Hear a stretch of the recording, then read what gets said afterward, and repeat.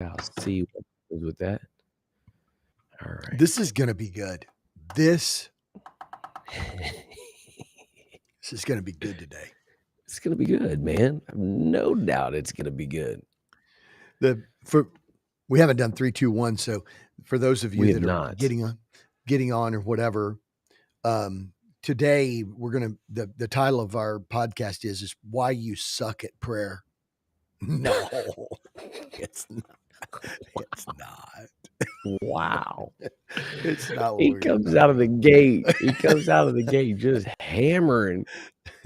Oh, that is awesome. Oh, we had we was it in a podcast? I don't know if it was in a podcast or not that I mentioned about that somebody said to me, or was it coaching?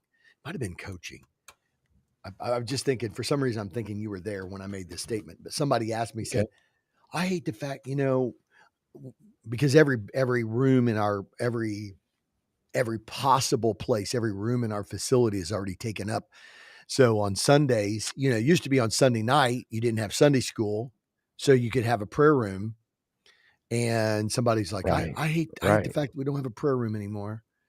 And I'm like, I do too. I used to love pre-service prayer, and that was awesome. And yeah, but tell me about your how's it going in your personal prayer life, in your prayer closet? Like I get we need to have prayer at the church and whatever, but like tell me about your how's your personal prayer life going? I wish I could make the crickets sound. All right. Because really, what awesome. the person was saying is I'm not praying very well, and so in fact, man, this is good leading into our before 3, 2, 1 here pre-service. This is where we do some of our hardest hitting stuff. You know what I found is that this person fits in the category of people who are saying, we don't need less church, we need more church. We need more church. We need, and I look, I do think that there are some issues with the fact that I talked about in our, I talked at the marriage, they had that marriage dinner in Champaign on Sunday night. Right. And I talked about the fact that in our marriage deal, I talked about that, about margin. I spoke about that a little bit. Mm-hmm. And I was talking about the fact that I said, today people say, oh, I'm just so busy. We're so busy, whatever. I said, but here's the deal. I said, we've got 24 hours, just like they've had 24 hours for forever. Right. And I said, and look, last time I checked, none of y'all are getting up at 5 o'clock in the morning to go milk the cows. None of y'all are I said, you cannot tell me, you can't tell me that people today are busier than people, Bro. years ago Absolutely. that had to get up and fix breakfast and whatever, because they didn't have, they didn't have cereal, maybe, whatever. But anyway, my point was to say, really, it's a margin issue. And the reality is people are filling up their time with television shows and surfing the internet and social media and whatever. And I said, and that was the time when I said, my wife told me to keep it light and happy tonight. So then I started talking for about 5 minutes in my Joel Osteen voice. And I said, and then I got done and I said, that's the hardest preaching Joel Osteen's done in 30 years. So awesome. They were laughing their heads off. But yeah, there it is. That's what you heard. That's what I heard, bro.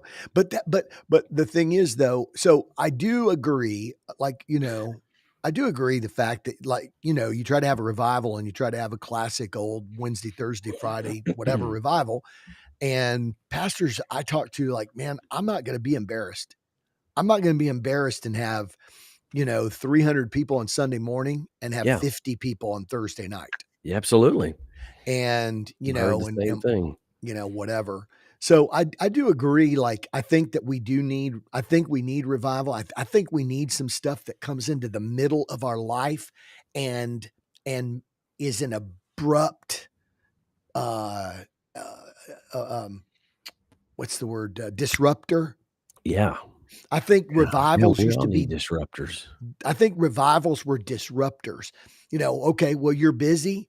Okay, well, you got you got this thing going on and that thing going on and da da da. Well, we got to get the kids to bed. What people 30 years ago didn't put their kids to bed?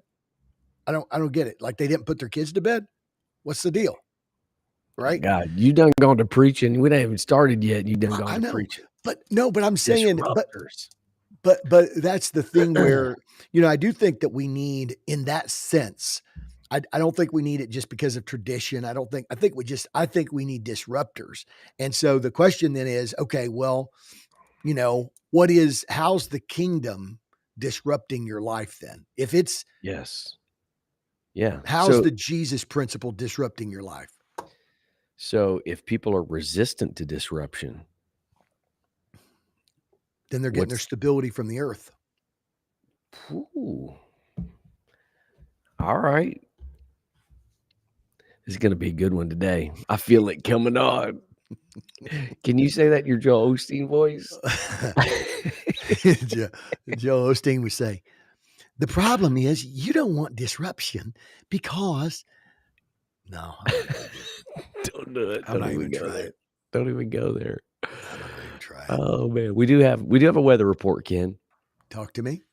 55 degrees, 61 degrees today, cloudy, 85% chance of rain. Remember, 1 inch of rain equals about 13 inches of snow. There you go. Little fun fact. Little fun fact. Yep. From Ken Bastarkey. Chief meteorologist reminds us that you don't have to shovel rain. That is exactly the truth, man. Thank God for it. Actually, I didn't quite get to it yesterday, but I started the process of running the gas out of my snowblower. Never even fired it up this year. That's what I'm talking Let's about. go. It's a way to go, bro. All right, it's 10:20. Match into the fuel filler. Yeah, I think that's what could go wrong with that. I'll be sure and video it. I'll put it on YouTube. Exactly. Oh man. This is how I get rid of the extra gas in my snowblower. Exactly. Exactly. Yeah. All right. So 10:20, you ready to rock and roll? Oh, I think we should. I think we should do it. Yeah. All right. Here we go.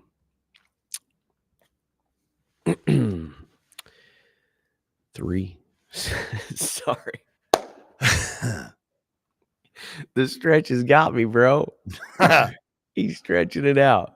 You know it's going to be intense when you're doing the pre-podcast stretches. I encourage everybody right now that's listening, just go ahead and stretch it out a little bit. Get that neck loose. Right. I got into a fight one time and got punched. Yeah. And it was the absolute best neck crack I'd ever got in my life. You got in a fight? One time. No way. Well, yeah, once. Only once.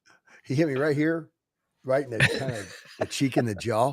And it was kind of like a roundhouse one, so it didn't really hurt me much, but it kind of spun my head like that, and my neck went boom. I was like, did you thank him for it? No, in the moment, I was so I don't know what was in my head back then. I stopped and laughed. Like, like sometimes the intensity of the fight and whatever, and you lose your head. I just stopped and laughed and thought to myself, that was awesome.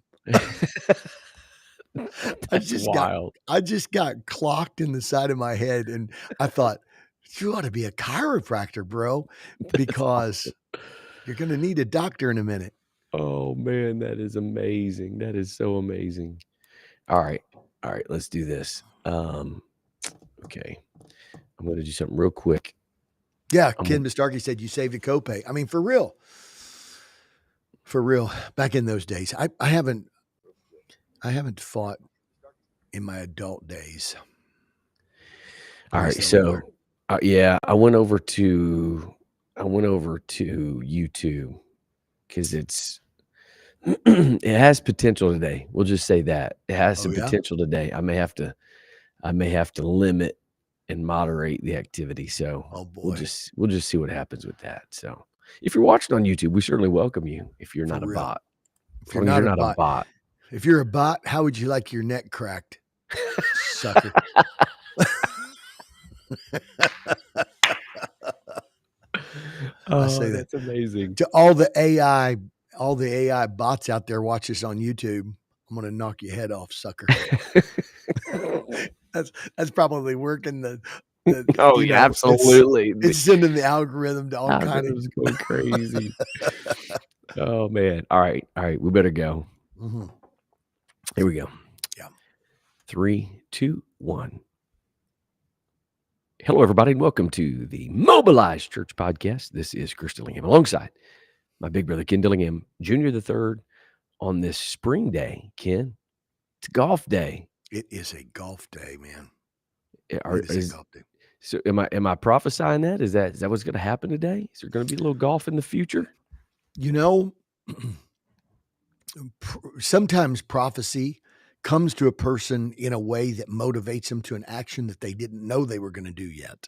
Mm, I like S- that. I'm Yeah. feeling it. I'm feeling Mhm. it. Unfortunately, I'm not gonna be able to get out today, but good weather's coming. Our chief meteorologist, Ken Bistarkey, already gave us the weather report, 61. I think Mm. here today, that's Northeast Ohio.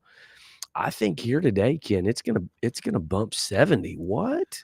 I mean, for Rizzle, that's crazy. I'll I take mean, it, man. listen, We'll take it all day long. February 27th in Toledo. Mm. What? It What? I bet it's not even that nice in Ceres, California. You know what I'm saying? I bet it's not even that nice. Oh, So, that's right. oh man. Well, we've had a vibrant Uh, pre-show. I'm feeling We feisty.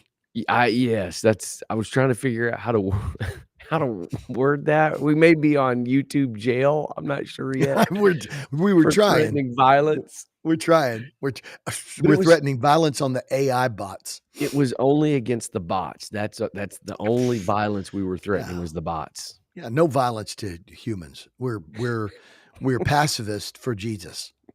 There you go. Exactly.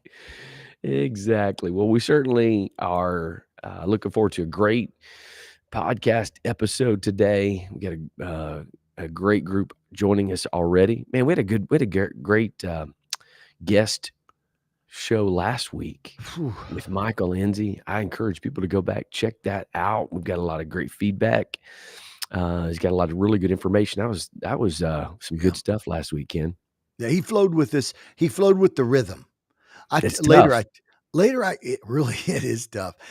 Later I texted him and I said, "Bro, I said you flowed with the rhythm like sometimes guests, and he's like, "Yeah, I've been doing my homework. I've been watching you guys." Yeah, it's not for everybody. I know that, but we have fun with it. It's a great time. So check it out. Go back and get that information. And also, michaelenzi.com's got some great information. And hopefully a book coming out soon. So a lot of really good stuff. I think a lot of really good applicable principles in discipleship, the discipleship process. One of the things I took away, Ken, was just kind of the wholeness piece, right? Right. Oh yeah. I mean, Yeah. how many disciples of Jesus are maybe overemphasized in one area, but deficient in another area? And God wants us to be whole in all areas. And that was, to me, that was a huge takeaway. The reality is that it's hard. Um, if you want to just a little blurb, those of you that weren't able to tune in last week, you know, the it's hard to have holiness without wholeness.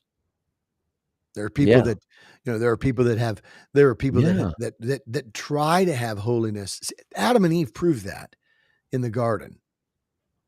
They Yeah. tried to have holiness without wholeness. Mm. And it See, was and it was just tied on fig leaves covering their flesh. And that's a thing that we have to be careful of, as people is we, sometimes we can use holiness to cover our lack of wholeness. yeah. Yeah, And, absolutely, man. so yeah. So good. So Yeah. good. All right. Well, we're getting a little bit of a late start, so we're gonna jump right in today. And before Mhm. we do that, real quick, I'll just say if you're listening live, do us a favor and hit the share button, get that word out, let people know that we are up and running. We're going today. And if you're listening to the podcast, do us a favor, subscribe, give us a rating, send out, share it to somebody that might be blessed by it. There's always, I've noticed, Ken, there's always these conversations on social media like Facebook and whatever, like any good podcast to listen to. Yeah. So, man, you know what? It would be amazing. We would love it if you would just list the Mobilized Church podcast as as a podcast to listen to specifically. Well, that's for anybody. It could be for anybody, right? Dude, I Anybody, mean, e atheists.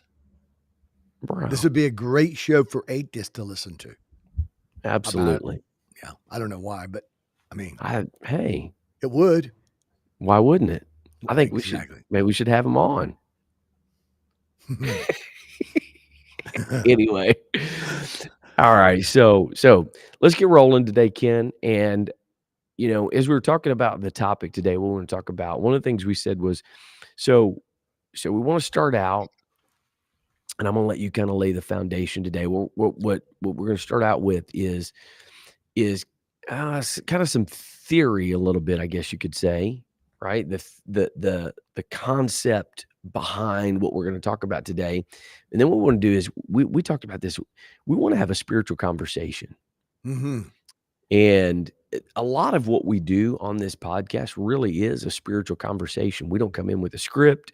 We don't come with predetermined, okay, you're going to talk about this and I'm going to talk about that and whatever. We genuinely try to have what it looks like. We're trying to model what it looks like to have real spiritual conversations, just kind of flow with where the conversation leads, not trying to fit something into it or whatever. So what we want to do today is kind of have you lay out kind of the principle, the theory of what we're going to talk about. Mhm. And then we want to make sure that we don't just live in the realm of theory all the time. Well, that's so true. Right? So We true. have to understand, okay, the theory sounds great, but what does it look like in real life? How does this play out in real life? And so we're going to kind of have maybe two different segments of this episode here, but I think it's going to be really good. I think it's going to be awesome because I think it's it's super relevant, and I think it's super important as disciples of Jesus in the hour that we're living in. So I want you to lay it out and talk about how that tension produces intentionality in disciples. Many years ago, I had a conversation with one of the ladies in our church who was she'd been involved in the banking industry for many years. Started off as a bank teller and whatever. She said one of the ways that we're able to, she said, identify a counterfeit. She said today, of course, they've got different ways, and you mark them with the. You've probably people have been to a store. You hand somebody, $100 bill. I mean, that's like my brother. It's if he's got 10 bills in his billfold, it's probably $1,000 worth of cash he's carrying because Yes, and big cash carrier. and so he'll flip out $100 bill and they'll take out that little marker and they'll mark across the top. He probably gets that a lot, and so I carry my own marker with me. I he just do it pulls out the for him. marker with the $100 bill. Here, use Do this it marker. myself. These markers work on the money I'm giving you, and so and yeah, and so they they've got the different things. They hold them up to the light and so on and so forth. Yeah. And but she was telling me, she said, back in the day we didn't have all that technology built into them. And I said, how did you learn to identify the counterfeit? And she said, there's only one way. And I said, what is that? And she said, handling enough of the real. Mm, She come said on they now. they do not teach us how to identify counterfeit. She said they don't come in and bring 20 different variations of counterfeit $100 $20 bills. She said they just simply say these are real, this is the real. And so they start working on identifying what is counterfeit by becoming so familiar with the real.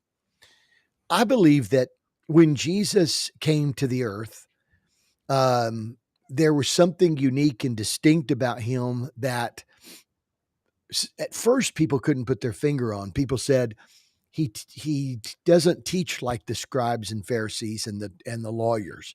Yeah, teaches with They authority. Yes, they talk like they're talking about something, like they're talking like they're talking about the heavenlies. They're talking about the law. He's talking like he is the law. Like he's Mm, talking like he is heaven.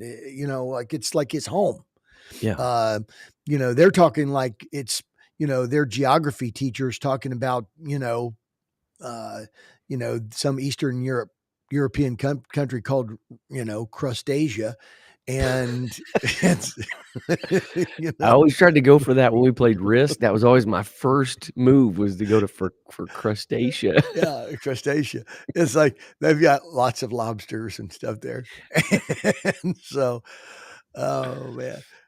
Um, Your brain is going. Your brain is I going, know I dude. got to stop right here. But good and well that geography teacher has never been to Crustacean, and for so many reasons, and the reality of it is that they're talking about a place they've never been before, and but Jesus is speaking as though this is his world, like he's Yeah. speaking. And it's interesting because he's telling people, Nicodemus, he's like, nobody's ever gone up to bring heaven down, but the one who came down from heaven has made heaven known to you. And the Bible talked about, says that nobody has ever known God, but he has declared him, and the word is actually the word that we get for exegesis. That he has exegeted him, Mhm.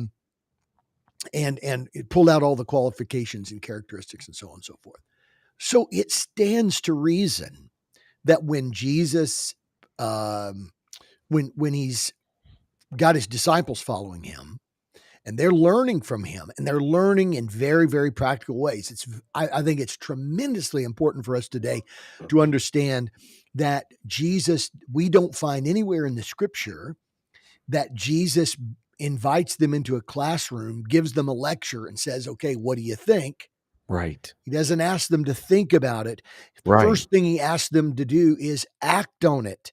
Come follow me, and I will make you fishers of men. If you'll act on it, then I'm going to start showing you some things. So anyway, I think that's important for us, that they're in the practical context of life and doing life on life as disciples to the Lord. And they ask him to teach them how to pray. Right. And when Jesus gives them that prayer, I don't think Jesus gives them a prayer model or a prayer method. Yeah. I don't think Jesus says, repeat this prayer. We've been to churches, Chris, in our life where, they rehearse, the Lord's Prayer, as though it's like, this is the prayer to pray. Actually, I believe that what Jesus is doing is saying this: the catalyst of all of your praying, the catalyst of your life, the catalyst of who you've been called to be as the heaven meets earth people, the Mhm. people who bring heaven down into earth, starts with this understanding that your Father is in the heavenly realms. His name is to always be seen as holy, and that our job is to make sure that his kingdom comes and his will is done in earth as it is in heaven. Now, I'll wrap it back around to the counterfeit. Yeah. We live in a counterfeit world. Right. For us, the real is actually the counterfeit. I think Yeah. that's the thing. I think that's the thing we need to just grab a hold of today, is to understand that the real to us, the familiar to us. So just like the banker said, that I learned how to become familiar with the counterfeit by becoming so familiar with the real, the authentic. Well, we live in a world that when we took our first breath, we were living in a counterfeit world. Mhm. Sin had corrupted the world from God's original intention. And so that's why the Bible talks about the prince of this world. Yeah. right? If our gospel's hid, it's hidden them the lost, for the prince of this world has blinded their eyes. And so, we're living in a counterfeit world. People are familiar with the counterfeit. And so what happens is the faith leap is that Jesus comes to present the real. Yeah. And we have to be able to say, I'm willing to give up I'm willing to give up the counterfeit to have the real that Jesus is offering. And I believe that's the tension. Man, that's so good. The counterfeit. One of the things, and again, I don't wanna scare anybody, but okay, demon possession is biblical, right? One of the Yeah, first things Jesus did was he cast out devils. And absolutely. I always found it kind of interesting that that was something that that hell did when it was always God's plan for him to be living inside of us. Mhm. Right? So you've got that imitation. Ah, Obviously, I mean, y y that's a very extreme situation, a very extreme scenario. The challenge is a lot of times that counterfeit, like you said, okay, you started out talking about the $100 bills that I have just flowing in $100 bills, yes. and the way I the want to be way you that when I grow up. exactly. And, Restream just gave me a thumbs up on that. So it agree again, another See, thumbs up. So just I wow. mean, it's an Wait, agreement. does Restream do the, if I get I don't balloons know if you going, get no, balloons, man. We'll have a I know, party. I know. But you talked about for most people, Ken, if you gave me a counterfeit $100 bill that was like a really good counterfeit, there was Okay. no chance in the world I would know it. Right. There's no chance in the world that I would even know it. That's what good counterfeiters do is they attempt to make it look as much like the real thing as they possibly can, There it is. and then when you try to say, "No, that's not real," then they kinda come back and push back. "Well, how do you know? What do you know about that?" Whatever. Yeah.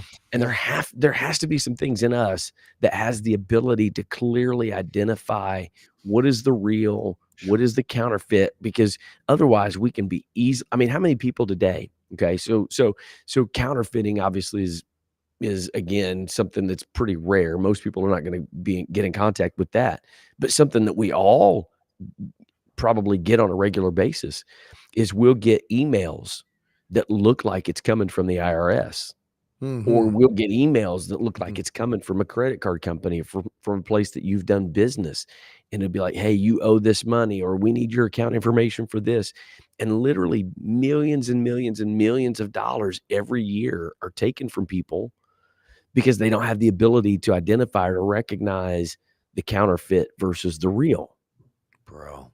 Well, and right? that's what's so good about that is like the other day I got a deal. It was some kind of a uh, I I'd won something. It was from Costco or something. Yeah, I'd won yeah, something from Costco.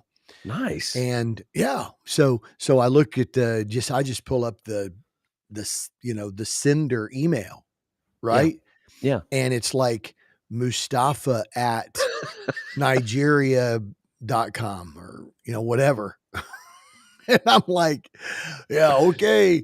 I think Yeah, it's they've subcontracted Mustafa in Nigeria to that's send out right. Costco winning emails, and so it wasn't a good counterfeit, right? It wasn't a good Right, scam. It wasn't a right, good scam. So what you're right. telling us is that the devil is the ultimate scammer, and the only way a counterfeit works, the only way a scam works, the only way, bro. Listen, oh my this is terrible to say, Oh, but boy. did you see it was just in this is, we're so, Chris, our podcast is so relevant that it's just right on time to even events that 1 week ago, there was a Yeah, news story from Ohio. A okay. man in Amish country, Holmes County, Ohio, Your favorite place? it, One of your favorite what, places. yeah, it, uh, was scammed for over $1 million. What? His entire life savings, like 1.3 No million dollars. way. Yeah, just happened. And so here's the deal. What are you doing? What? You're good. Well, they set up this shared bank account. I literally have somebody. I can't even say who and what and whatever. I don't even want to. I know somebody very well. Not our family, but I know somebody very well who was told that they won the Publishers Clearinghouse.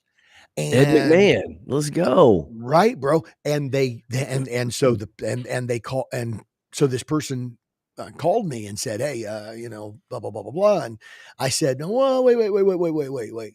What? How, I mean, what? How do you know? Have you, did they come to your house or what?" No, I got the email, and then I got a phone call, and whatever. They're getting ready to come. I said, "So they haven't come to the house?" No, but they're coming tomorrow. They asked me what kind of car I wanted, and I told them, and I think Lincoln Navigator or something, I don't know. And they're coming tomorrow with my new Lincoln Navigator with the big check thing and whatever. And he said, I opened up a bank account for them to be able to deposit the money in. And they said the only thing that I had to do to find out that it was an actual bank account, they had to prove there's an actual bank account before they could deposit the money. So he said, I put $10,000 in it and blah, blah, blah, blah, blah. By the time it was done, I think they'd scammed him out of almost $50,000. Holy moly, man. See, Goodness that's gracious. what I love what you're saying here, because I think this is so powerful that the only way a counterfeit $100 bill works is if you just can't tell the difference. The only way a scam works is if it sounds so legitimate. The only way that these phishing emails work, if it looks like it's absolutely from some authority. Yeah. And people get suckered all the time. But the worst thing is it's human existence. Meaning what? That the enemy, the Bible tells us over and over that the enemy has deceived the Yeah. hearts of people, Yeah. that he's blinded people, Yeah. that his kingdom is a kingdom of darkness. And so the world that we're most familiar with is the scam world. My goodness gracious. So, oh my goodness. So the challenge, so the whole point of like what we're talking about today is that this, so when we were talking about the tension, how it produces intentionality in disciples. You're talking about the tension between the heavenly reality, right? I love the Bible Project podcast that they're doing, and it's in multiple podcasts, but specifically when they're talking about uh, um, the Sermon on the Mount, Mm-hmm. and he talks about a lot about how that when Jesus comes preaching the gospel of the kingdom of the skies, Yeah. right? The Yeah. kingdom of the heavenlies, and kind of the imagery that comes along with that. What is he saying? What is he talking about? He's talking about taking the the above, right? And Mm-hmm. Jesus is bringing the above down into our world, into this world that Man. is full of scams, into this world that is full of imitations, into this world that's full of things that's trying to pull us into the lesser than. And Jesus comes along and says, "No, I'm bringing the kingdom of the skies into this world." So what you're talking about when you talk about this tension, you're talking about that tension between the world that we're familiar with, Yes. even though that it's full of fake and it's full of scam and it's full of emptiness, it's full of things that cannot ever fulfill on its promises. It won't Right. ever live up to it. But that's what we're familiar with, that's what we know Look at the versus comments right now. Look at the comments right yeah, now. yeah, I mean, exactly, 100%, right. We just exactly. got a comment from Brazil Marines. Greetings from the Amazon rainforest jungle right there. I mean, that's, let's take their word at it. They're coming right to us from YouTube, from the Amazon basin in Brazil. And maybe, I don't know, but here's the deal. I mean, there's no way to qualify that. There's no way to qualify that. And I think the beauty of what you're talking about, Chris, this is the thing where I think this is where the rubber meets the road in this idea of here we are right here, bro. Uh, that people, it's hard to qualify something through just ideology. Okay. Jesus didn't come with just ideology. He came with kingdom evidence. He came with evidence that his world was an alternative world, and claimed that it was the true world. And so Mhm. I just think it's important for us today to, Yeah. as we think about this, that like what you just said, here comes Jesus into the counterfeit world, and he's the real. And we see that he even comes into, and the thing that he calls out probably first is the counterfeitness of the religious industry. Shoot, I was just gonna go there, bro. What's one of the first messages Jesus preaches? "You've heard it said, blah, blah, blah, blah, but I'm telling you this is the way of the kingdom." Yep. You say you say, "Love those that love you, Yeah. but hate your enemies." Yep. Or, "You've heard it said, an eye for an eye and a tooth for a tooth," but I'm telling you the kingdom of the skies message is a different message than the religious message that's been produced by people that don't have the understanding of they've taken it. So it's this is, I think, Ken, even the most deceiving pieces of it, right? This is from the very beginning. What did Satan do from the very Yeah. beginning? He takes elements of truth Right. and he twists it, he manipulates it. The best scam has the resemblance of the real thing. Bro. Right? That's when people say, "Well, I'm against religion, I'm against whatever." What they're talking about is they're talking about kind of this amalgamation of of principles and ceremonial things and all of Mhm. that kind of stuff that lacks transformation, it lacks power, it lacks it, and so it comes across what you're talking about earlier about scribes and Pharisees. Jesus taught with power. They don't have the power. They talk like they know about these things. When Yeah. you don't have the power of the Holy Ghost, the influence of his spirit working, then it just sounds like a bunch of ideas, a bunch of crazy concepts, whatever. And so the the first place I think Jesus had to go to was to address that, because the biggest the biggest scam was a powerless religion, Yeah. right? Yeah. That was built on, pharisaical mindsets. When you pray and fast, you do it in the streets so that you get the attention, you get the acclaim, and you've missed Mhm. the purpose. You've missed the Man, focus of what it's all about. that's so true, Chris. That's so true. And it's and I think this is why Jesus calls out these things for what they are when he tells them, you make clean the outward part of the cup, but the inward part's full of filthy abominations. You're like whited sepulchres filled with dead men's bones. Yeah. The thing that I think Jesus is communicating in all of this is this idea that says the problem, the reason why I'm calling you out is because you've communicated that you are representing what I instituted to foreshadow the coming authentic, Bro. and you don't. And so I have to call you out.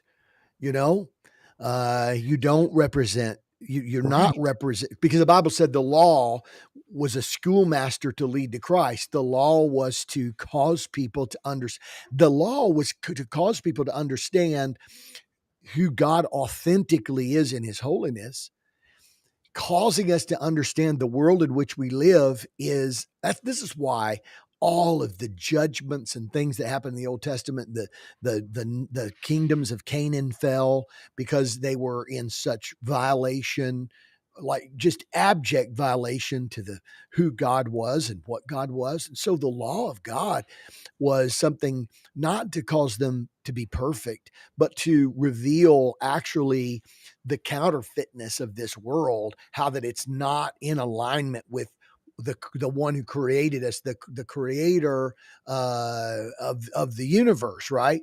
Yeah. and and so God uses the the uh the law and the Levitical system and the tabernacle plan and whatever to point toward a coming day that when the word became flesh, that he was going to be the authentic. And so anyway, I just think that this is the challenge though. I think the challenge is that, man, for so many people in so many ways, as you just mentioned, it has become just sort of theoretical. Yeah. It's ideological. It's, people talk about these are the doctrines of the church and so on and so forth. And I just don't see Jesus. I mean, this might get me in trouble. I don't see Jesus creating a church based on believing these doctrines.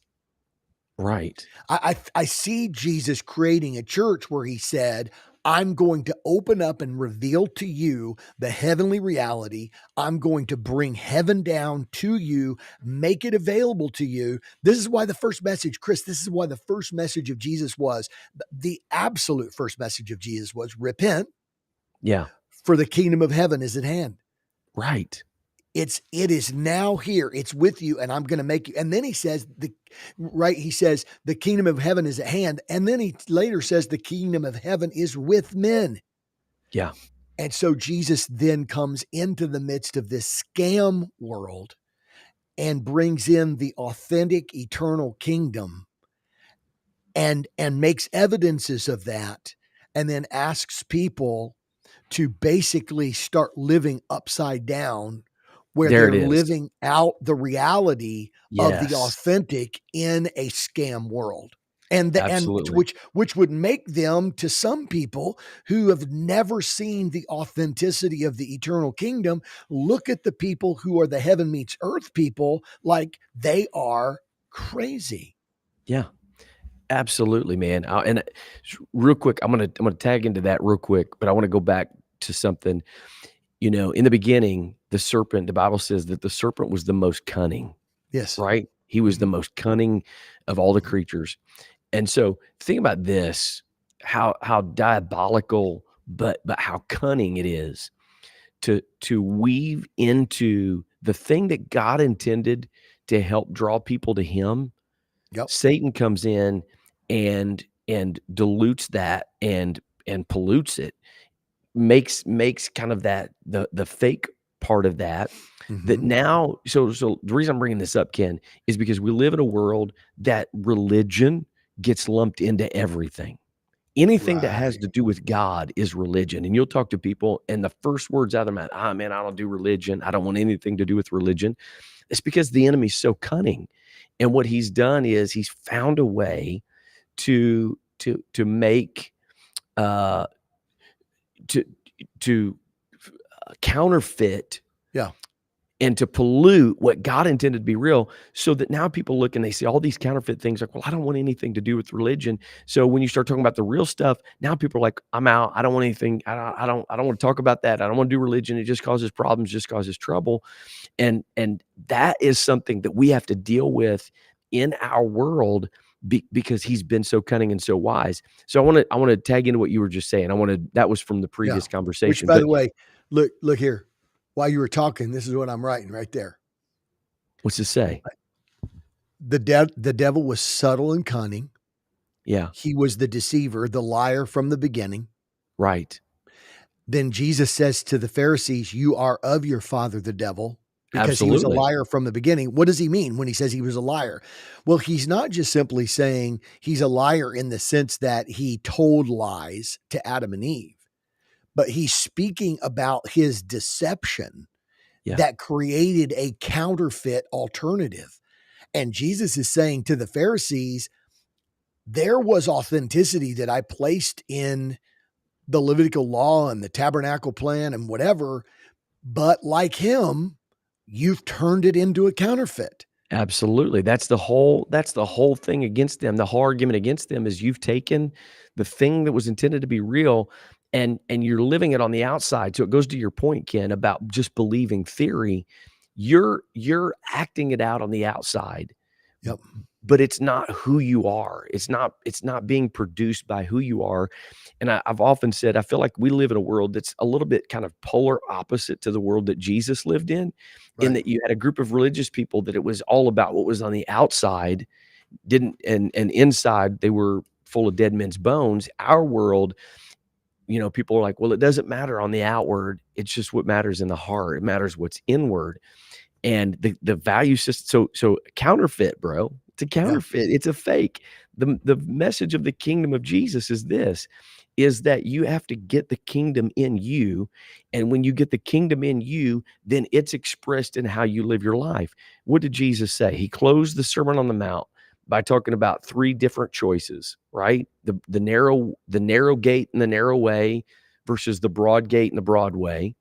He Mhm. talked about wolf, uh, um, a wolf in sheep's clothing, Right. right? He Right. talked about and he talked about two trees, the good tree and the bad tree, and he talked about the wolf in sheep's clothing, and then he talked about except you build your house on the rock, Right. right? Yeah. You build your house, and the thing that hit me, there's a couple things that hit me, and I think this relates and it tags in. The Okay. wolf in the sheep clothing, we often teach and preach that about like prophets, prophets or Yeah. whatever, Yeah. because he talks about the false prophets. But when you really study that out, it's probably more addressing people that identify and that claim to be sheep, to be Yeah. followers of Jesus, but inwardly, so this is what hit me. This is what Yeah. hit me Sunday. Yeah. A wolf in sheep's clothing. What is it? It's somebody who pretends to be a follower of Jesus that knows his ways and is following him, but internally they're controlled by their fleshly appetite, their desire and their appetite for flesh. What, right? Mhm. The wolf is a carnivore, Yeah. and so that fleshly appetite so it's that, again, it's that facade, it's that fake. How do you Mhm. know if you're real? Well, if you're building your life on the rock, you don't just build a house in a moment. You don't Right. just build a house one day. There's a process of going through, and every day you're building it, and you're building it on the principles, you're building on the foundations. So I agree 1,000%. It's not just enough. Jesus didn't come just for us to know and to believe all the right things. He called us to take those things, to live them out, to express them, and to build our houses on the rock that will be the solid foundation, because there's coming a day, Ken. Here's the deal. There's Yeah. coming a day when the fake is gonna be revealed. Right. There's coming a day when the storm and the winds and the Yeah. rain, it's gonna come, and when you build your life on the fake, it's building on the sand, and there is gonna be a revelation that Yeah. comes Yeah. of people that have built their life. That's the tension it would be easier to go the broad way. It'd be easier to build your life on the sand. It'd be easier to do all these other things. Yeah. But if you live out the value system of the kingdom, that's the only thing that'll last. That's the foundation that will stand. That's the only thing that's real. And in a world where we live, It's the only where thing there's that's eternal. The that's sand on is real. exactly. Yeah, yeah, yeah, yeah. Yeah, that's the thing. I think that's the thing. It's temporal, and I think, well, and the thing that Exactly. I think When I say real, I mean legitimate. yeah, right, exactly. But just clarifying that for the listener, and I think that the key to what you're saying there too is that potentially in Jesus's parable, I don't know that he made any distinction between the houses. I don't know that Jesus. Right. It I looked the same, coulda yeah, looked the same, it might even look better. yeah, that's what I'm saying. See, and that's the thing where where people today, if here's the tension. Mm, We have there you people go. sometimes say, "Well, I don't know why, be hard for them to receive the gospel because, they don't need anything. Their life is perfect. They've got, so what are they looking at? They're looking at the house. They're Yes. saying, their house is better than my house. They've got they seem to be blessed more than I'm blessed. They've got a better job, more money. They drive a nicer car. They've got blah, blah, blah, blah, blah, right? Yeah.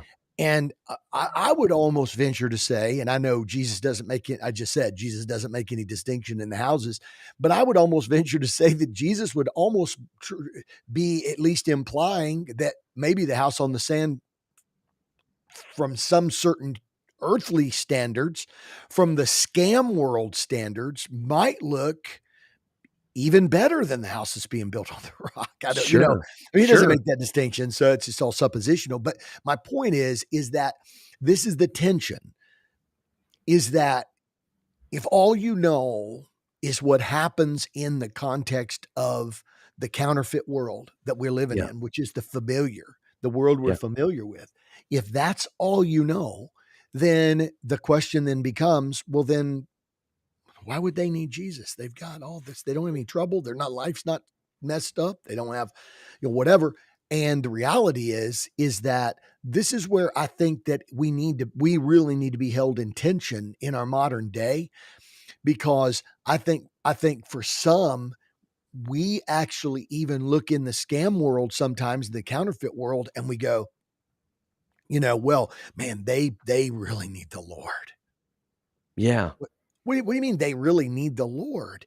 Anybody who's going to leave this life and go off into eternity somewhere, whether it's heaven or hell, they're going to need the Lord.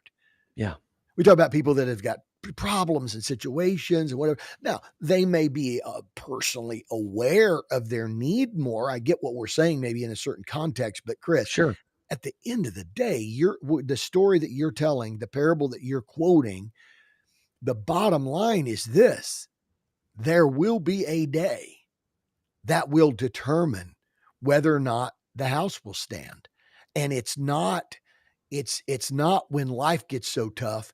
It's when it's not just the storms of life. It's going to be, Chris, it's going to be that final crescendo The of revealing. the revealing. And that's eternal. That's an eternal thing. That's an eternal thing. But the Absolutely, man. but the beauty of God, is the beauty and the wonder of his grace and mercy, is that God allows us to experience. So there's a storm coming. It's an eternal storm. It's the final revealing. But what God will do is allow some storms to happen in the temporal world, Yes. so that we'll start seeing a crack in the drywall and go, "Oh crud." You know Yeah. what I mean? Absolutely. That's the mercy of God. So anyway, So let's take this practical. let's go. Okay. Let's take this practical. Yeah, and I think you just referenced there from a missional standpoint, the practical application is that we need to be mindful that we're not making a judgment just based on external circumstances. There Now, you go. I agree what you said. Like, you see somebody who's feeling the pains of some things in this life. Sometimes they're more open because they're more in touch with their physical needs, and so they're a little more open because they're aware of that. But I do think it's important. We don't know places in people that seemingly have all of the things in a counterfeit world that makes you happy, right? Yeah. Careers, money, success, relationships, like all of those things that seemingly make you happy. We don't know what's going on internally. So I think from a practical standpoint, I think it's important that we don't make a judgment just because somebody seems to be successful in the counterfeit world, right? Boy, boy. So from a missional standpoint, I think that's one thing. Okay, so let's talk about as disciples. So how tension produces intentionality in disciples. Gary Gother made the comment. I've started to ask these questions: is what I'm trying to do producing righteousness, peace, and joy? These are values of the kingdom that identify whether or not we're fake, counterfeit, or something other than what the Spirit produces. Yeah. I think that's a great evaluation, because let's be real, okay? All of us, because we live in this world, it's what we're familiar with, Huh. and particularly for us, Ken, we I think our culture craves and seeks comfort so much. Oh, jeez. So true, dude. We do everything we can to eliminate any kind of discomfort at all? What can I bring into my life that's gonna eliminate any kind of discomfort? And so all of a sudden, we start looking at things Mm. like trouble and difficulty as judgment from God or whatever. Wow. And so as disciples, a lot of times what we can do is we can redirect trust that should be directed to Jesus Yeah. towards things. You can love God. You can have a heart for the kingdom. You can have all of the things that are good and necessary to be a follower of Jesus. But because we live in this counterfeit world, because we're familiar with it, Yeah. it very subtly sneaks into our spirit. And all of a sudden we start trusting That's it right there. things that eliminate discomfort, That's it. things that maybe provide joy, like all of those kinds of things. So we've talked kind of high level theory, but in a practical level, bro, this is so critical. Yeah. Well, you know, eh, so what I would, what I would say is if we're going, just total application here, Yeah. full practicality, I think when the disciples are saying to Jesus, teach us how to pray, Mhm. going back to our original premise, Jesus was telling the disciples not here's the prayer to copy and Yeah. paste it. Copy and paste this into your prayer life. Right. Jesus was not doing that. Jesus was saying to them, here's here needs to be what catalyzes your prayer. Yeah. And that is that you understand that your praying becomes the vehicle, the mechanism by which your revelation of the heavenly real begins to interpose itself through you, through your life, not through your prayers, but through your life, through your actions Yeah. into the counterfeit world, which is why. So people say, well, why did Jesus say, was Jesus creating? We just mentioned earlier in our podcast about being in a pacifist, we're, are you a pacifist because of Jesus? Well, was Jesus trying to create pacifism? No, Jesus was trying to say to his disciples, these are the ways that you can identify with the real world. That's the whole thing, Chris, on the Sermon on the Mount when he's Yes. saying, Ashrei, you know, Yeah. uh, Yeah, yeah, yeah, yeah. how set up are the meek, Yeah. right? Like, Yeah. so what's Jesus saying? Jesus is saying that, that if you have come into contact with and you truly believe, like really, honestly, truly believe that the real world is the kingdom of heaven that I'm bringing to you, then what's going to happen is that you're going to live that out in ways that seem very odd Man, so to good, to bro. people in the counterfeit world, which is the very point of living questionable lives. The living questionable lives are lives that are lived that cause people to ask the question, why do you do that? And how did you do that? And and I think that so what Jesus is saying when he says, if a person smites you on the cheek, turn the other cheek also. If a person asks you a coat, give them your cloak also. If person says go a mile, go 2 miles. Why is Jesus creating a culture of pacifism? No, Jesus is creating a movement of people that are literally rebelling Mhm. against the counterfeit structures of security and power and authority that Yes. exists to get people ahead in this counterfeit world. And he says, and I'm asking you to start spending the currency of the kingdom, and this is what it looks like in your life. And I'm Man. telling you, you've got to abandon spending the counterfeit currency, and that's what Jesus is telling the people to do. Goodness gracious. That's so good. That's so good. And that's the whole essence of the Beatitudes, right? The good life belongs to not the people, and the people that he starts identifying and addressing are the most unlikely people. It's the opposite of what the in the counterfeit world, it's not those that have lost the power of the spirit, right? Those that are poor in spirit. Yeah. It's the people that are in control, the people that are in Yeah. charge, the people that have money, the people that have They're the ones all that are set up. They're the ones that set up. And Jesus said, not in my kingdom. Why?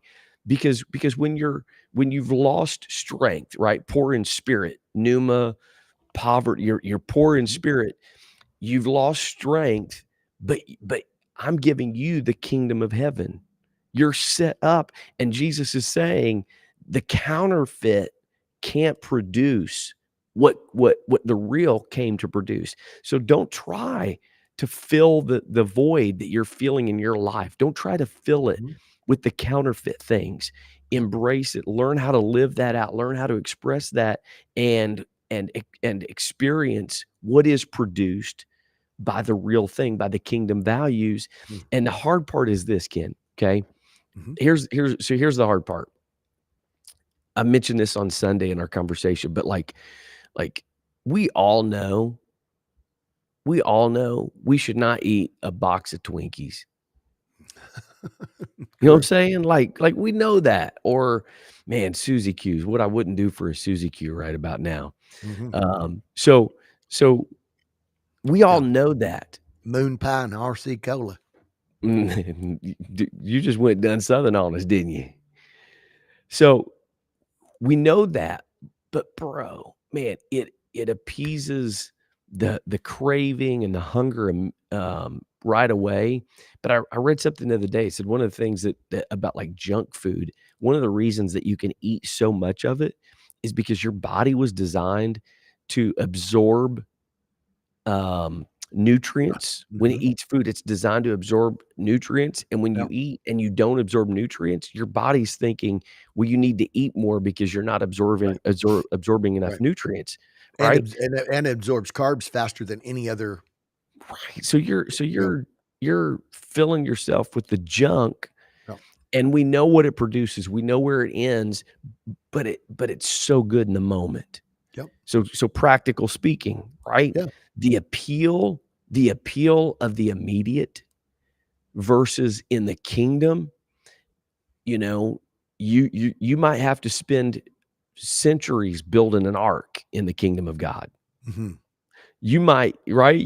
I mean, Yeah. you might have to, uh, Yeah. Yeah. Where wait you'll be until you thankful,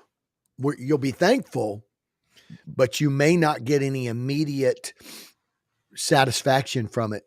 exactly, and I think this is the hardest part of bringing the kingdom of heaven down into this world is because there are so many things that you can get an immediate gratification.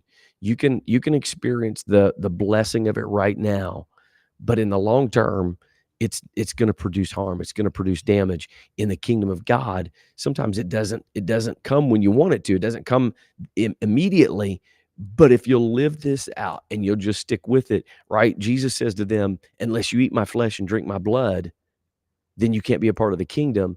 And a whole group of people that were followers of Jesus that loved the miracles and loved what he was doing, John 6:66, he turned and followed, or they turned and followed him no more, right? Yeah. When he turns to his disciples and says, "Hey guys, if you want to leave, now's a good time. Go ahead. There's the door. Go ahead and find your way out too." Check out. Yeah. When Peter said, "Where are we going to go? Yeah. We know who you are. We know you have the words of eternal life. Where are we going to go?" He still didn't understand, "Eat my flesh and drink my blood." Yeah. But because he hung on long enough, Yeah. right? Because he hung on long enough, he understood on the other side. And I think that's one of the biggest challenges of this counterfeit versus the real is the appeal of the counterfeit is you can get the blessing, you can get the immediate gratification. And in the kingdom, sometimes you just gotta wait it out. Man, it's so true. When as Jesus is teaching people what his kingdom looks like, and you've heard it said, but in my kingdom, Mhm. um, Jesus Jesus is calling people to spend the currency of the kingdom. Yeah, That's the bottom line. And I yeah. think that you say today, if you've listened to this podcast and you've made it all the way to this point, I think, the breakthrough would be this. Again, it's not the ideology or the philosophy of it. It's the reality that Jesus basically said, if you really have come into contact and you're willing to pistuo, you're willing to go all in, you're willing to make it your life foundation, right? then what will you do? You will be willing to, if you've got 2 loaves of bread, you'll be willing to give one to your neighbor. He said, well, what about tomorrow? Right? Yeah, right. This seems like Jesus is just teaching kindness. It seems like Jesus is just teaching Mm. generosity. Jesus isn't just teaching kindness and generosity. Man, Jesus that's is so saying, good. when you're giving that extra loaf of bread, you're spending the currency of the kingdom. Because the currency of the counterfeit world is get, accumulate. That's the point, Chris, of the guy who says, I don't even know what I'm going to do with all this stuff. I think I'm going to tear down my barns and build bigger barns so I could store more stuff. And Jesus Right. says, thou fool, Yeah. this night your soul is required of you. So, what is the difference between people who are are kingdom people versus people who are counterfeit people? What is the difference between people that are of the counterfeit world, the kingdom of darkness, or the people that are kingdom light, the true kingdom world? And the difference is you can watch how they spend their life. You can Yes. watch as they spend the currency of heaven, and it's like, in this, Abel tried to spend the currency of the counterfeit world by offering God the fruits and vegetables and the product of his hand. And God said, that's not what, your money isn't good here. Yeah. And Cain is so angry with God because he brings something that is of great value. But the problem is it's only of value if you're accepting counterfeit cash. And Yeah. he says the counterfeit, you can't, your money's not good here. That's, the counterfeit doesn't spend here. And so Abel spends kingdom currency, which is faith, right? Yeah. And I think that if we could really latch onto this, that there are people that have been born into the new kingdom. Jesus said, if you're born again, you'll enter into the kingdom of heaven. Right? The being born again of the water and the spirit, you get to enter into the kingdom. Well, I believe that there are people that have entered into the kingdom, but because of the fact that they haven't uh, um, the when you go to a foreign country, you do a currency exchange. Yeah. I think that there are people that haven't done a full currency exchange, and you can see people that are in church. You can see people who are living for God that on one end of the spectrum, they're living their life every day and they're spending some kingdom currency and they're spending some counterfeit currency. Yeah. And Yeah. Jesus is working on us not to make us kind and generous. I mean, we're supposed to be kind and generous, but I mean, that's sort of almost the, that's The almost fruit the, of it. yeah, that's the byproduct. Yeah. What Jesus is really saying is, every time that you don't assert your power, every time that you don't assert and Yes. say, you slap me again, and I'm going to buy you denture, sucker. Mhm. You see what I'm saying? Like, in the world, might makes right. Yeah. But in Jesus's world, Jesus makes it right. Right.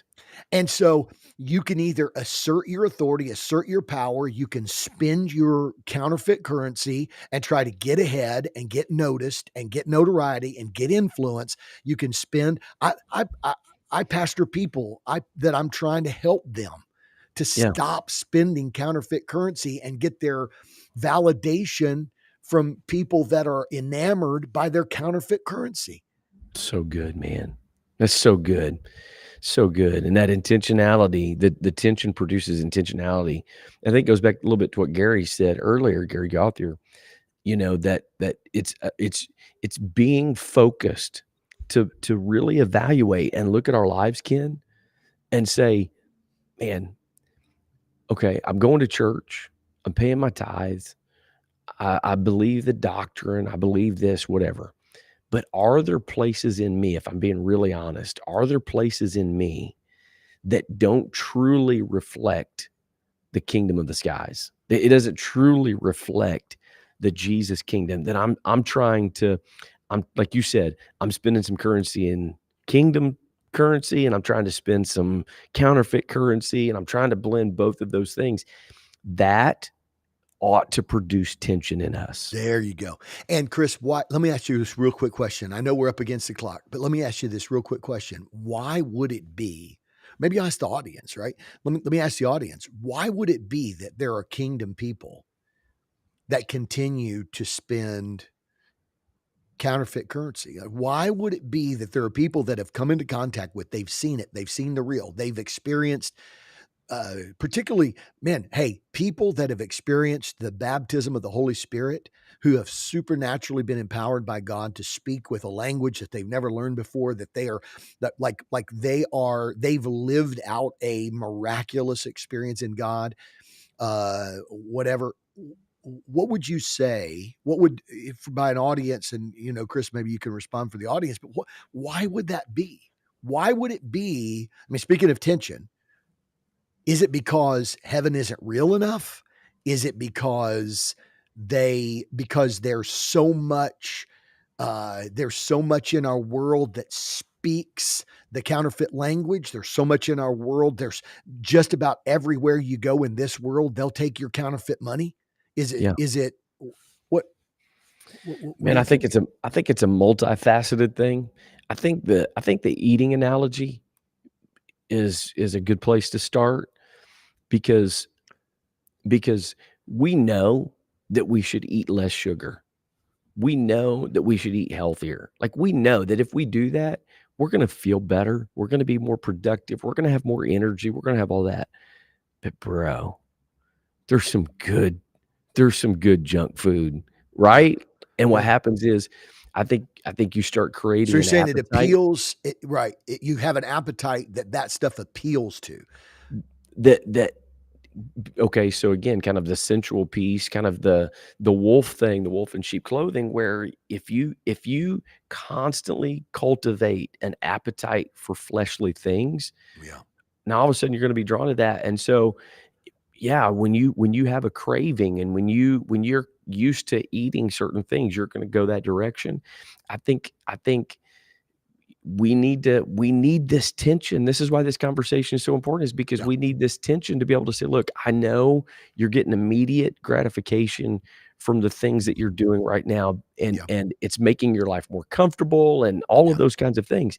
But at the end of the day, it is going to leave you empty, and true, you have to truly believe that Jesus is the better way. I think there are people that genuinely believe that Jesus is the better way, but I think the biggest challenge is we live in this world. You can't just disconnect and separate from the world that we're living in, and you do experience those things, and it does create an appetite.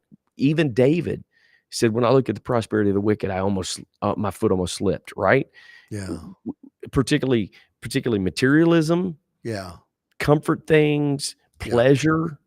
I mean, like, we talk about sexual sins, like, all that kinda stuff. There's that immediate gratification produces an appetite, yeah. and it requires, this is why this conversation is so good, it requires discipleship intentionality Uh-huh. to Yeah, say, "I'm going to get healthy. I'm gonna get whole, just like I would if I'm gonna get healthy physically, I'm gonna get healthy spiritually." How do you do that? yeah. You do that through the discipleship process. And that doesn't, and the funny thing about it is if you look at that answers in scripture, even the Bible says that the carnal mind is enmity with God. It's not subject to the law of God, neither indeed can be. So if the Bible tells us that the natural man receive not the things of the spirit for their Can't. foolishness to him, Yeah, well, if your natural man's living in a natural world where yeah, there's natural stimuli all around you, it is much easier to find places to gratify your flesh than it is to find places to gratify your spirit. In fact, the Bible tells us that the only way to actually flourish is to mortify the deeds of the flesh, which means to put it to death. put it to death. So why? So that it's not constantly seeking that like it's like fasting. I remember I had an experience. I know we got to shut it down, but I had an experience one time. I went on a 21-day fast, and I was like maybe 1 or 2 days out of the 21-day fast, Yeah, and I walked in. Um, it was after a service on a Sunday night, and some people had gone to a fast food restaurant or something on Sunday night, and I was just going to go in and be with them and whatever. And I walked in, and when I smelled the fast food, the grease, when I Mhm. thought about the hamburger, the whatever, I literally went straight to the bathroom and threw up. Holy cow. Thinking about that food, thinking about the junk food, thinking about my 21 days of fasting had caused something in me to switch, Mm. that food sounded and seemed to me ugh, Just like garbage. Just bleh. garbage food, man, like make you Yeah. it made me puke. And I think it requires a level of us going all in where that's why Jesus says to the rich young ruler, if you're willing to make a currency exchange today, that's all he was asking him to do. All Mhm. Jesus was asking him to do. Jesus offered him wealth. I'm not asking you to give up your wealth. I'm just asking you to do a currency exchange, give up the currency of the There it counterfeit is. for the currency of heaven. And he just couldn't, because why? Because he was very rich. He understood what all of the counterfeit stuff did for him, and he just couldn't make the currency exchange. Yeah, yeah, and that's why sometimes it's harder for people, like we say, we talked earlier about identifying people that are in need. That's why sometimes it's easier because when you don't have those things, it's easier to be like, "Well, what do I have to lose? So might as well try Jesus, might as well do this." Um, but as disciples of Jesus, we can have that same challenge that Bro. we face. I would say not we can, we do. Paul said it. The things that I wanna do, I don't do. That it's in me. There's stuff in me that if I don't keep it on the altar, Ken, if I don't keep that on the altar, that junk will rise back up Bro. and try to take control and whatever. So I Je- love the Jesus conversation. Jesus just gave me a revelation, bro. Okay. While you were talking, I'm telling you right now, on the spot, I'm not afraid to say it. The Lord spoke to me and said, I'm gonna give you a revelation of something that you've never fully understood. Okay. He said, this is why I said that I would that you were either hot or cold, but Okay. because you're lukewarm, I'm gonna spew you out of my mouth. That never really Confusing made sense scripture. to because I'm thinking to myself, I'm like, God wants somebody to be, God would rather somebody be cold than lukewarm. And here's what the Lord spoke to me. He said, because the lukewarm are people who are actually counterfeit Christians. Mm, He said they are people, the lukewarm are the people. It's not just a temperature thing. It has to do with the fact that that the blending. yeah, that's right. The lukewarm are the people, and there are here's what God's saying. God's saying, look, I can deal with lost people who are counterfeit.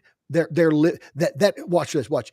I can I can live, or I can deal with people who are authentic to the counterfeit world. That's all they've known. Sure.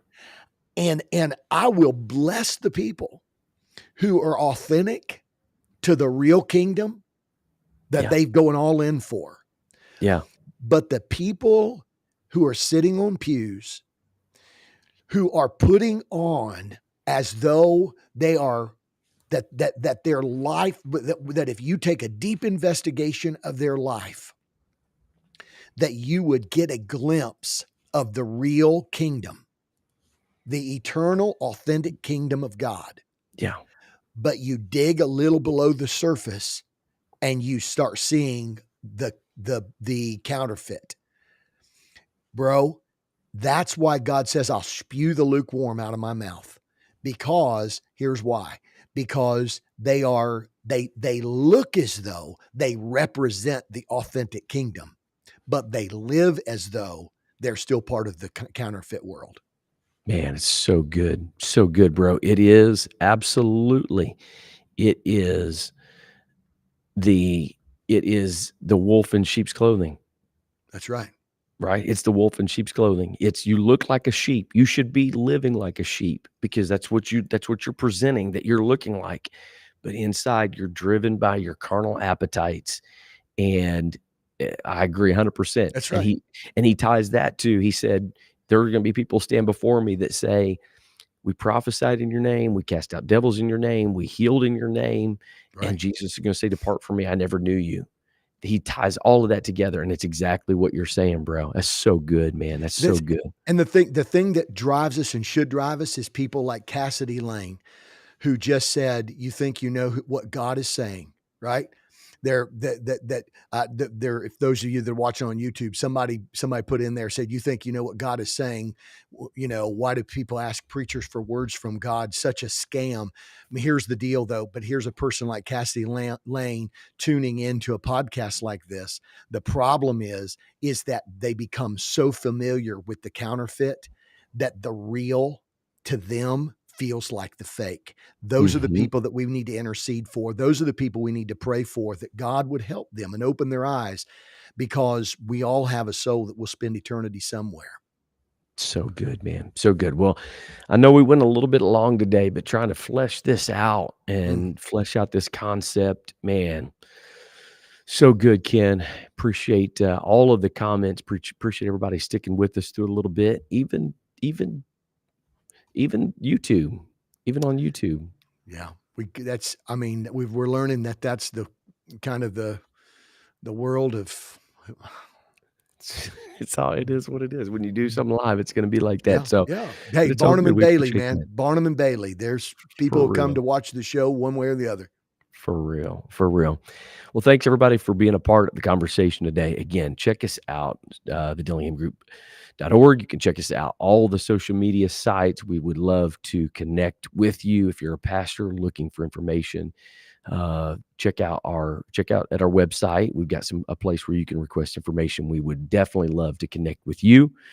So, again, appreciate the interaction. We look forward to coming back to you next Tuesday around 10 o'clock. Until then, go live mobilized. God bless everybody.